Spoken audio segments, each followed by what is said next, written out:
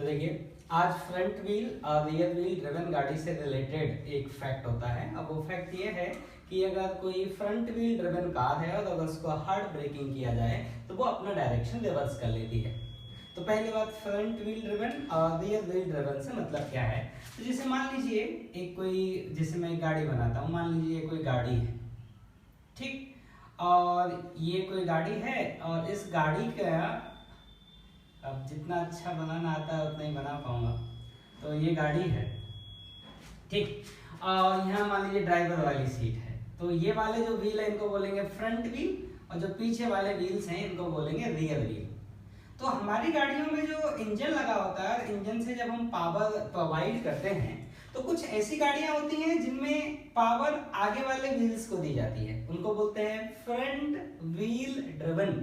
कुछ ऐसी गाड़ियां होती हैं जिनमें पावर पीछे वाले व्हील्स को दी जाती है, उनको बोलते हैं रियर व्हील ड्रिवन। और कुछ गाड़ियां ऐसी भी होती है जिसमें आगे पीछे दोनों वालों को पावर दी जाती है, उनको बोलते हैं फोर व्हील ड्रिवन या फिर ऑल व्हील ड्रिवन आप बोल सकते हैं। तो अपने देश में अधिकतर जो आपने गाड़ियां देखी होंगी वो सब होती हैं रियर व्हील ड्रिवन। और अगर हम साइकिल को देखें तो साइकिल किसका एग्जांपल हुआ, रियर व्हील ड्रिवन का एग्जांपल हुआ, ठीक। तो ये रियर व्हील और फ्रंट व्हील का मतलब है। अब आपको एक बात मैं समझाता हूं। मान लीजिए, जैसे मैं साइकिल की हेल्प से आपको समझाने की कोशिश करता हूं कि मान लीजिए ये साइकिल है, साइकिल मान लो, कोई और भी गाड़ी मान सकते हो, और मान लेते हैं ये इसका फ्रंट व्हील है और ये मान लेते हैं ये इसका रियर व्हील है, ठीक। अब मैं ये कह रहा हूं कि मान लेते हैं कि हमारा जो पावर दिया गया है, हमने जो पावर दिया है, हम मान लेते हैं हमारा फ्रंट ड्रिवन है, ठीक, फ्रंट ड्रिवन है, और ये हमारी गाड़ी है, और ये हमारी जो गाड़ी है ये मान लेते हैं इस डायरेक्शन में चल के जाती है v वेलोसिटी से, और जो हमारी गाड़ी है वो फ्रंट व्हील ड्रिवन है, और ये मेरा फ्रंट व्हील है और ये मेरा रियर व्हील है, और ये ग्राउंड है, ठीक।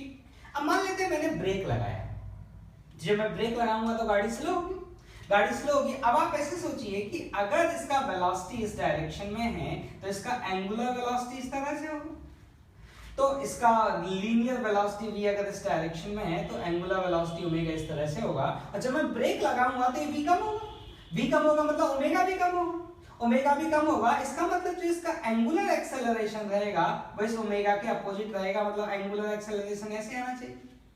अगर मैं इस वाले व्हील की बात करूं, इस वाले ये भी किधर चल के जा रहा है, आगे चल के जा रहा है, पूरी गाड़ी आगे चल के जा रही है, तो इसका वेलोसिटी किधर होगा, इस डायरेक्शन में होगा v। प्योर रोलिंग कर रहा है तो एंगुलर वेलोसिटी कैसे आ जाएगा, ऐसे हो जाएगा ओमेगा। हमने ब्रेक लगाया है, गाड़ी का स्पीड कम होगा, ओमेगा कम होगा, मतलब जो एंगुलर एक्सेलरेशन है मेरा उसका डायरेक्शन कैसे आएगा, कुछ ऐसे आएगा। ये किसका डायरेक्शन है, एंगुलर एक्सेलरेशन, ठीक। अब हमारी जो गाड़ी है वो है फ्रंट व्हील ड्रिवन। तो अब समझिए, अब ब्रेक के टाइम पे जो दोनों व्हील हैं इनपे फ्रिक्शन किधर लगेगा उसका डायरेक्शन देखते हैं। तो आप ये बताइए, अगर मैं इस सेंटर के अबाउट टॉर्क लिखूंगा तो इस व्हील पे सिर्फ किसका टॉर्क आ सकता है, फ्रिक्शन, क्योंकि यहाँ पे कोई एक्सटर्नल कुछ तो लगा नहीं, जैसे हमारे साइकिल में चेन लगी होती है। तो क्योंकि ये गाड़ी कैसी है, फ्रंट व्हील ड्रिवन है, तो चेन लगी होगी तो फ्रंट व्हील में लगी होगी, रियर व्हील में नहीं लगी होगी। तो अगर मैं इस पॉइंट के अबाउट टॉर्क लिखूंगा तो टॉर्क किसका आएगा, सिर्फ फ्रिक्शन का इस पर टॉर्क आ सकता है और किसी चीज का टॉर्क नहीं आ सकता। और आपको पता है अल्फा इस डायरेक्शन में है, तो आप ये गारंटीड कह सकते हैं कि जो फ्रिक्शन होगा वो इस डायरेक्शन में लगेगा। कौन से वाले व्हील पे, रियर वाले व्हील पे, और लेट्स से इस फ्रिक्शन को मैं बोल देता हूं F1। अब हम अगर इस पूरी गाड़ी की बात करें तो पूरी गाड़ी का स्पीड कम हो रहा है, तो पूरे गाड़ी का जब स्पीड कम हो रहा है और पूरे गाड़ी का जो वेलोसिटी है वो आगे की डायरेक्शन में है, तो पूरी गाड़ी का जो एक्सेलरेशन होगा वो पीछे की डायरेक्शन में होगा। और अगर एक्सेलरेशन पीछे की डायरेक्शन में है तो गाड़ी के ऊपर नेट एक्सटर्नल फोर्स किधर होना चाहिए, पीछे की डायरेक्शन में होना चाहिए। इसका मतलब आगे वाले व्हील पे जो फ्रिक्शन लग रहा होगा वो पीछे की डायरेक्शन में लग रहा होगा और F1 से ज्यादा लग रहा होगा। क्यों, क्योंकि नेट फोर्स किधर आना है, पीछे की डायरेक्शन में। तो अगर F1 से ज्यादा लगेगा तभी तो नेट फोर्स पीछे आ पाएगा, और नेट फोर्स पीछे आएगा, जो F2 का वैल्यू है वो F1 से काफी ज्यादा आएगा, क्योंकि जब आप इक्वेशन लिखेंगे तो क्या लिखेंगे, net force equal to ma। इसका मतलब आप लिखेंगे कि F2 माइनस F1 वो इस गाड़ी का मास इनटू इस गाड़ी का एक्सेलरेशन। तो गाड़ी का मास खूब ज्यादा होता है, मतलब जो ये पीछे लगने वाला फ्रिक्शन है F2, मतलब मैं ये कह सकता हूं कि F2 will be sufficiently large compare to F1, ठीक है।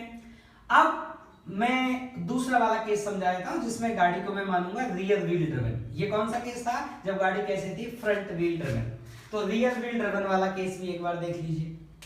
तो सुनिए, तो मान लीजिए ये आपके व्हील्स हैं, ये आपके व्हील्स हैं और इस वाले व्हील का नाम देते हैं हम फ्रंट व्हील है ये, और ये है रियर व्हील। तो इस बार जो चेन लगी होगी, जो पावर सप्लाई होगी, वो किसको सप्लाई होगी? तो फ्रंट वाला डिस्कस कर लिया, रियर वाला ले लेते हैं। मतलब जो चेन वगैरह लगी होगी वो कुछ इस पे लगी होगी, इस वाले व्हील पे, ठीक। और ये गाड़ी इस डायरेक्शन चल के जा रही है वेलोसिटी v से, तो सेम स्टोरी, वेलोसिटी v इधर होगा, एंगुलर वेलोसिटी ओमेगा होगा, वेलोसिटी v इधर होगा, एंगुलर वेलोसिटी ओमेगा होगा, ठीक। अब हमने ब्रेक लगाया तो स्पीड कम होगी, ओमेगा भी कम होगा। और अगर ओमेगा कम होगा, अब आप यहां से आइए, ये कौन सा ड्रिवन है? ये रियर व्हील ड्रिवन है, ये रियर व्हील ड्रिवन है। तो फ्रंट से चालू करिए। तो अगर इसका ओमेगा कम होगा तो आप ऐसे सोचिए कि अगर सेंटर के अबाउट टॉर्क लिखा जाए तो टॉर्क किसका आ सकता है? सिर्फ फ्रिक्शन का, क्योंकि चेन वगैरह कुछ लगा नहीं जो ब्रेक। तो अगर इस पे हम देखेंगे कि जो हमारा फ्रिक्शन लगेगा इस वाले व्हील पे, अच्छा अल्फा देखते हैं, तो ओमेगा कम होगा तो अल्फा किधर होगा? ओमेगा के अपोजिट होगा, अल्फा इस तरह से होगा। और अगर अल्फा इस तरह से होगा तो इसमें जो फ्रिक्शन लगेगा वो फ्रिक्शन किधर लगेगा? इस डायरेक्शन लगेगा। क्यों? नहीं तो अल्फा इस डायरेक्शन में आ ही नहीं सकता। और जब फ्रिक्शन इस डायरेक्शन लगेगा तो पूरे गाड़ी का स्पीड आगे है, वेलोसिटी के मैग्नीट्यूड जो स्पीड है वो वेलोसिटी आगे है, स्पीड को कम होना है, मतलब पूरी गाड़ी का एक्सेलरेशन किधर होना चाहिए? पीछे की डायरेक्शन होना चाहिए। और जब एक्सेलरेशन पीछे की डायरेक्शन होना चाहिए, इसका मतलब नेट फोर्स पीछे होना चाहिए। अब F1 तो आगे लग गया, नेट एक्सटर्नल फोर्स पीछे होना चाहिए, तो F1 तो आगे लग गया। इसका मतलब एक ही चॉइस बचती है कि इस पे जो फ्रिक्शन लगेगा वो पीछे लगेगा F2, और ये गारंटी है कि जो पीछे लगने वाला फ्रिक्शन है F2 ये ज्यादा होगा किससे कंपेयर में? इस F1 के कंपैरिजन, ठीक। तो पिछले वाले केस में आप देख लीजिए फ्रिक्शन कहां ज्यादा लगा था? आगे वाले व्हील पे, और इस वाले केस में फ्रिक्शन कहां लग रहा है? पीछे वाले व्हील पे ज्यादा लग रहा है, रियर व्हील पे। तो इसका मतलब आप ऐसे थोड़ा नोटिस कर सकते हैं कि जिस व्हील पे, मतलब जो ड्रिवन व्हील है, उस वाले व्हील पे जो फ्रिक्शन का फोर्स होगा वो मैग्नीट्यूड में ज्यादा होगा, काफी सफिशिएंटली ज्यादा होगा, ठीक। अब इसकी हेल्प से ये हम समझेंगे कि जो फ्रंट व्हील गाड़ी को जब हार्ड ब्रेकिंग किया जाता है तो गाड़ी कैसे अपने डायरेक्शन को रिवर्स कर लेती है, ठीक। तो अब मैं समझाना चालू करता हूं, तो सुनिए। तो एक बात और समझें कि जब हम ब्रेक लगाएंगे और जब स्लिपिंग होने की बात आएगी तो सबसे पहले स्लिपिंग वहां चालू होगी जहां फ्रिक्शन फोर्स कम होगा। तो इस वाले केस में हम देखें तो फ्रिक्शन कहां पे कम है? पीछे कम है, तो स्लिपिंग कहां चालू होगी? पीछे वाले व्हील पे। और इस वाले केस में देखें तो फ्रिक्शन कहां कम है? आगे वाले व्हील पे, तो इसमें स्लिपिंग कहां चालू होगी? आगे वाले व्हील पे, ठीक। अब मैं समझाना चालू करता हूं, ठीक। तो अब मैं पहले समझाना चालू करता हूं, और मैं चालू करता हूं कहां से? फ्रंट व्हील ड्रिवन से। Front wheel driven, front wheel driven में कैसे डायरेक्शन का रिवर्सल होता है, मतलब गाड़ी अगर ऐसे जा रही है तो ब्रेक लगाने पर गाड़ी ऐसे हो जाती है। तो कैसे होती है वो समझाने की कोशिश करता हूं, आप समझिए कैसे होती है वो देखते हैं। तो आप ऐसे समझिए कि जो फ्रिक्शन होता है वो पीछे वाले व्हील पर कम होता है। तो अगर स्लिपिंग स्टार्ट होगी तो पीछे वाले व्हील पे पहले स्लिपिंग स्टार्ट होगी। तो जब आपने ब्रेक लगाना स्टार्ट किया, जब आपने गाड़ी में ब्रेक लगाना स्टार्ट किया तो सबसे पहले स्लिपिंग कहां होगा? पीछे वाले व्हील पे होगा। मतलब इस पर काइनेटिक फ्रिक्शन लग रहा हो किधर? पीछे। इस पर काइनेटिक फ्रिक्शन लग रहा हो किधर? पीछे, ठीक। अब मान लीजिए ये आपका फ्रंट व्हील है, ये आपका फ्रंट व्हील है, और मान लीजिए आपसे गलती से हैंडल थोड़ा सा टिल्ट हो गया। हैंडल थोड़ा सा अगर आपसे टिल्ट हो गया, इसका मतलब ये हुआ कि ये आपका टायर पीछे वाला।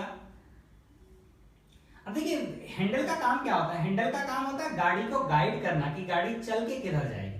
तो अगर आपसे हैंडल थोड़ा सा टिल्ट हो गया, तो हम मान लेते हैं हैंडल अगर आपसे थोड़ा सा टिल्ट हो गया तो ये वाला व्हील ऐसे हो गया और ये वाला व्हील आपसे ऐसे हो गया। अब आप देखिए, तो आप अब हैंडल का काम होता है गाड़ी को गाइड करना कि गाड़ी किधर चल के जाएगी। तो हैंडल इस डायरेक्शन में हो गया, मतलब आपने गाड़ी को बोला है कि अब इधर चल के जाना है, और इसका वेलोसिटी इधर है। आपको समझ में आ रहा है कि ये घूमेगा, आपको ऐसे फीलिंग आ रहा होगा कि ये इस डायरेक्शन में घूमेगा, ठीक। अब आप समझिएगा बड़े ध्यान से, पीछे वाले व्हील पे फ्रिक्शन कम था तो पीछे वाले व्हील पे काइनेटिक फ्रिक्शन लगेगा, और काइनेटिक फ्रिक्शन किधर लग गया होगा, इस पे पीछे लग गया होगा F।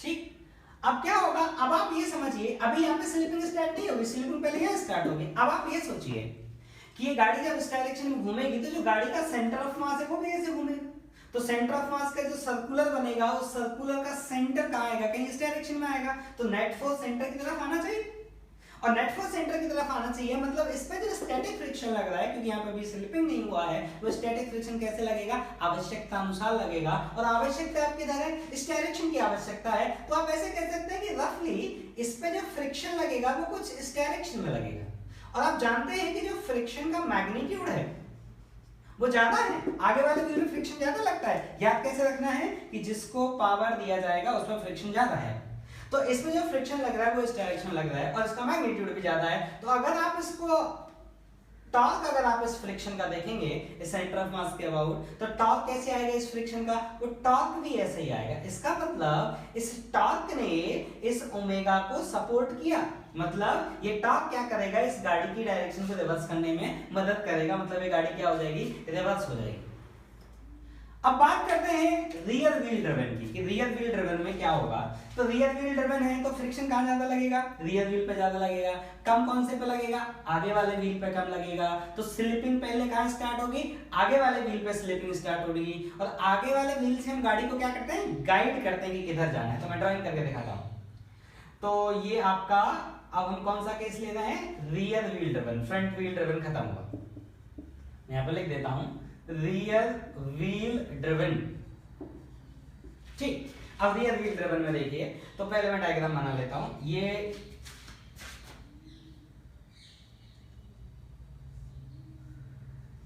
रियर व्हील ड्रिवन है, फ्रिक्शन कम वैल्यू कहां होगी, आगे वाले व्हील्स पे, पहले काइनेटिक फ्रिक्शन कहां लगना स्टार्ट होगा, आगे वाले व्हील पे, स्लिपिंग पहले कहां स्टार्ट होगी, आगे वाले व्हील पे, तो ये जो आगे वाले व्हील है इन पे गारंटी है कि फ्रिक्शन, जैसे आपने ब्रेक लगाया, मान लेते हैं हैंडल नहीं मिला थोड़ी देर के लिए, फिर मान लीजिए अभी हैंडल मुड़ जाएगा तो इनमें फ्रिक्शन आगे लगेगा, आप पीछे वाले व्हील पे अभी स्लिपिंग नहीं हुआ है क्योंकि वहां पे फ्रिक्शन सफिशिएंट है, वो ट्राई करेगा कि पेयर रोलिंग हो, ये फ्रिक्शन बेचारा कमजोर है, हार गया। अब मान लेते हैं गलती से आपसे हैंडल थोड़ा सा टर्न हो गया, तो डायग्राम बड़े ध्यान से समझिएगा, अगर आपसे गलती से हैंडल थोड़ा सा टिल्ट हो गया, हैंडल आपसे थोड़ा सा टिल्ट हो गया, डायग्राम अच्छा होना चाहिए, तो हैंडल आपसे थोड़ा सा मान लेते हैं टिल्ट हो गया, इस पर फ्रिक्शन कहां ज्यादा लगेगा, पीछे वाले पे, क्योंकि ये कौन सा ड्रिवन है, ये रियर व्हील ड्रिवन है। ठीक, अब आप देखिए फ्रिक्शन आपसे थोड़ा सा, मतलब वो आपसे व्हील थोड़ा सा आपसे टिल्ट हो गया, तो आगे वाले व्हील पे तो काइनेटिक लगेगा क्योंकि फ्रिक्शन कम था, वो पेयर रोलिंग को सपोर्ट नहीं कर पाया, वो हार गया, तो इस पर फ्रिक्शन किधर लग रहा होगा, इसे पीछे लग रहा होगा।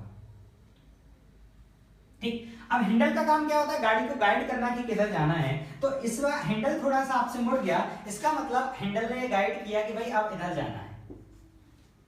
ठीक, ये वेलोसिटी भी थी यहाँ पे, इधर गाइड किया, इधर जाना है, और ये व्हील का वेलोसिटी का डायरेक्शन आगे था, इन व्हील के वेलोसिटी का डायरेक्शन आगे था, v1 v2 मान लीजिए।